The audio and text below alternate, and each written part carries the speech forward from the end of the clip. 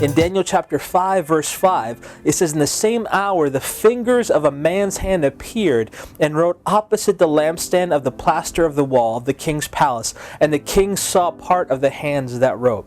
So now here Belshazzar all of a sudden sees a hand, and the hand is writing on the wall. There's very few times when you see God's hand or God's finger writing something. You think about it or hear about it in the Ten Commandments, where he wrote the Ten Commandments and wrote it on the stone tablets.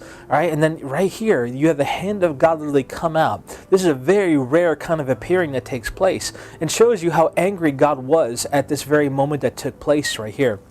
And so now, again, Daniel was now probably roughly 45 years old. He already rose to the top, but now with this king's son, he's just another guy working for the king. He's no longer on top. And again, we can say roughly maybe 15, 17 years go by now when this took place, where Belshazzar was probably ruling and reigning. Again, that's an estimate.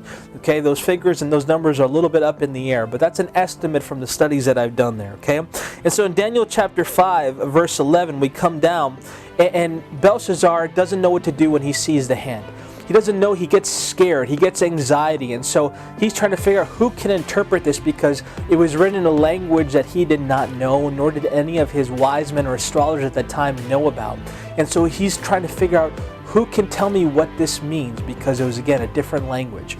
And so now in Daniel chapter 5, verse 11, you have Belshazzar, the king's, remember, Nebuchadnezzar's son Belshazzar. Now this guy's wife comes in and chimes in and says this. It says, "There is a man in your kingdom in whom the spirit of the holy God, and in the days of your father, light and understanding and wisdom, like the wisdom of the gods, were found in him.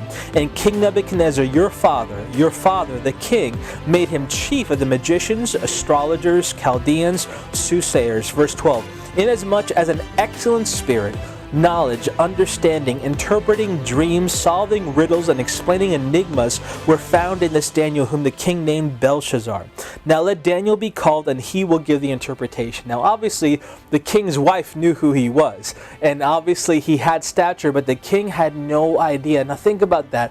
The guy who was right on top of his father's kingdom, this son had no idea, didn't remember all the amazing things.